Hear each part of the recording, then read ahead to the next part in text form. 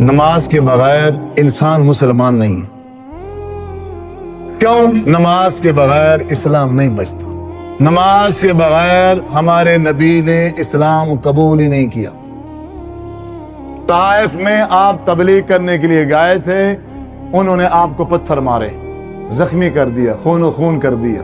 آپ نے دعا فرمائی، یا اللہ تو انہیں عذاب نہ دے، اور مجھے امید ہے ان طائف میں سے لوگ ایسے پیدا ہو جائیں گے جو مسلمان ہو جائیں۔ وہی وقت آ گیا، چند سالوں کے بعد بنو ثقیف قبیلہ جو طائف میں رہتا تھا وہ آ گئے حضور کے پاس، السلام علیکم ورحمۃ اللہ وبرکاتہ۔ آپ نے کہا وعلیکم السلام، جی فرمایا مسلمان ہونا چاہتے ہیں، ہم مسلمان ہونا چاہتے ہیں۔ حضور نے کہا مرحبا، مسلمان ہو جاؤ۔ فرمایا ہم مسلمان تو ہونا چاہتے ہیں لیکن ہماری چند شرائط ہیں، کچھ شرطیں ہیں، ان شرطوں کے تحت ہم مسلمان ہوں گے۔ آپ فرمایا جی بیان کرو کیا ہے۔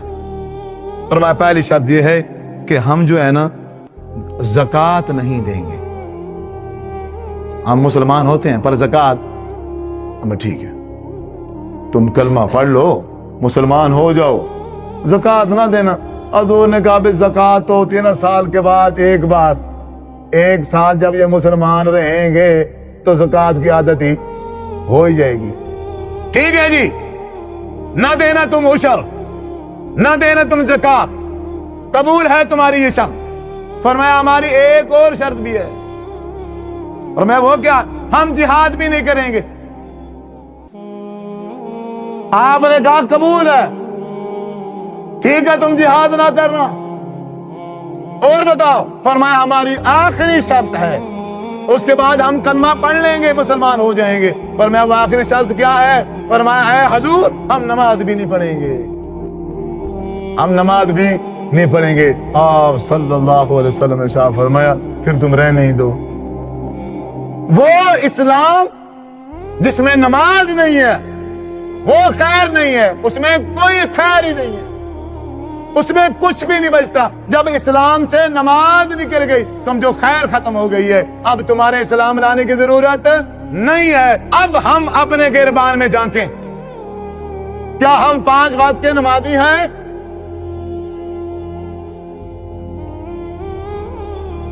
پیر عبد القادر جیلانی رحمہ اللہ نے کہا جو بندہ نمازی نہیں ہے جب وہ مر جائے نہ اس کو غسل دو، نہ اس کو کفن دو، نہ اس کا نماز جنازہ پڑھاؤ، اسے گھسیٹ کر مسلمانوں کے قبرستان میں بھی دفن نہ کرو، ایسے کسی گڑھے میں جا کے پھینک دو۔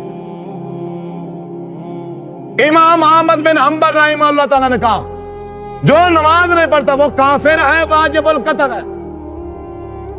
امام ابو حنیفہ نے کہا رحمہ اللہ تعالی جو نماز نہیں پڑھتا اسے جیل میں بند کر دو، قید کر دو، جب تک وہ توبہ نہیں کرتا تب تک اسے کیسے نہ نکالا جائے، وہی مر جائے اور اس کا نماز جنازہ پڑھا کے دفن کر دیا جائے۔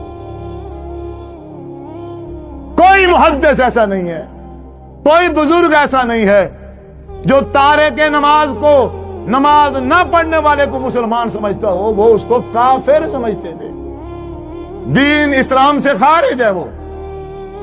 اب اس مسجد میں جتنے ساتھی بیٹھے ہیں اپنے گربان میں جھانکیں، کتنے بھائی ایسے ہیں جو 5 وقت کی نماز نہیں